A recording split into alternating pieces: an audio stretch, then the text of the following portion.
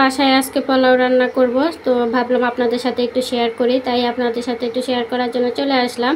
যদি ভালো লাগে অবশ্যই লাইক করবেন, কমেন্ট করবেন এবং যদি চান একটু শেয়ার করতে পারেন, কারণ একটু শেয়ার করার প্রয়োজন খুব বেশি।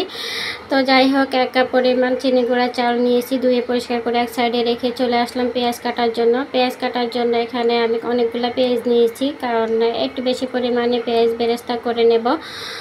তো পেঁয়াজগুলোকে আমি একটু খোসা ছাড়িয়ে পরিষ্কার করে নিতেছি। যারা বটি দিয়ে কাজ করেন অবশ্যই সাবধানতা অবলম্বন করবেন। যাদের বাসায় বাচ্চা আছে তারা আরও বেশি সাবধান হয়ে যাবেন। একদমই একটা সাইডে বসে কাটাকাটি করবেন, যেখানে বাচ্চারা আসবে না সেরকম একটা সাইডে। তো আমার এখান দিয়ে পেঁয়াজগুলি ধুয়ে পরিষ্কার করে নিয়েছি। আমি কিন্তু বটিটা কাটাকাটির আগে একবার ভালো করে ধুয়ে নিই এবং কাটাকাটির পর বটিটাকে ধুয়ে এক সাইডে রেখে দিই। অবশ্যই সাথে সাথে কাটাকাটির পরে একদমই সাথে সাথে বটিটাকে চেক করবেন, কারণ অনেক ধরনের দুর্ঘটনা ঘটে যায় এই বটির মধ্যে। তো আমি এখানে গরম পানি করে এক সাইডে রেখে দিলাম। এর মধ্যে আমি কিন্তু একটা কড়াই বসিয়ে দিয়ে এর মধ্যে আমি পরিমাণ মতো তেল দিয়েছি, পেঁয়াজ কুচি দিয়েছি। তারপরে আমি এখানে গোটা মশলা, লবঙ্গ, এলাচ, দারচিনি এবং তেজপাতা দিয়েছি, দিয়ে ভালো করে নাড়াচাড়া করতেছি। ভালো করে নেড়ে ছেড়ে একটু এগুলোকে ব্রাউন কালার করে নেব। পেঁয়াজ বেরেস্তা করে নেব। পেঁয়াজ বেরেস্তা করার জন্য একটু ভালো করে নেড়েছে ব্রাউন কালার করতে হবে। নাড়াচাড়া না করলে এক সাইডে পেঁয়াজটা একটু বেশি লাল হয়ে যাবে, অন্য সাইডটা হবে না। এর জন্যই এভাবে নাড়াচাড়া করতে হবে, তাহলে সব দিকে সমানভাবে কালার আসবে।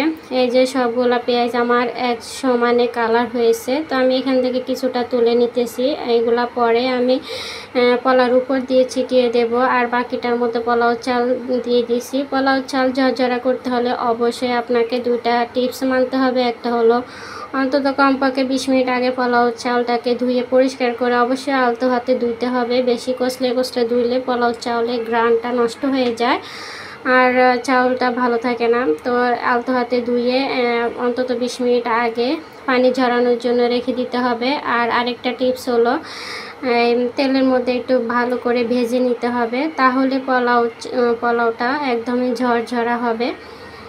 তো এখানে আমি যে কাপটাতে করে 1 কাপ পরিমাণে পোলাও চাল নিয়েছি, সেই কাপটাকে মেপে গরম পানি দিয়েছি আমি 2 কাপ। তো এরকমই দিতে হয়। আর এখানে আমি অল্প একটু আদা বাটা, অল্প একটু রসুন বাটা দিয়েছি। আর এবার পরিমাণ মতো লবণটা দিয়ে দিয়েছি। আর আমি 1 টেবিল চামচ পোলাওর মধ্যে গুঁড়ো দুধ দিয়েছি, তাহলে পোলাওটা অনেক বেশি সুন্দর কালার হয়, আবার খেতেও অনেক মজা হয়। তো এভাবে আমি ঢাকনা দিয়ে বলক আনা পর্যন্ত ঢাকনা দিয়ে রেখেছি। তো 2-3 বার ঢাকনা তুলে নেড়ে ছেড়ে দিয়েছি। এর মধ্যে যখন পানিটা চাউলের গায়ে গায়ে চলে আসছে, এর মধ্যে আমি পাতিলটাকে একটু সরিয়ে চুলায় তাওয়া বসিয়ে এর উপরে আমি পাতিলটা দমে রেখে দিয়েছি।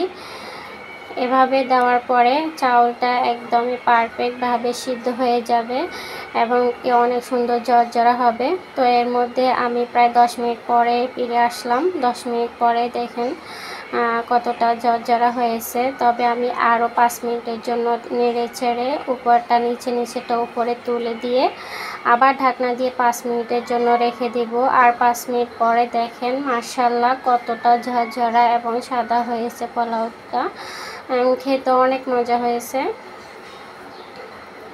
মাশাআল্লাহ অনেক সুন্দর হয়েছে। এবার একটু পেঁয়াজ বেরেস্তাটা উপরে দিয়ে দিলাম।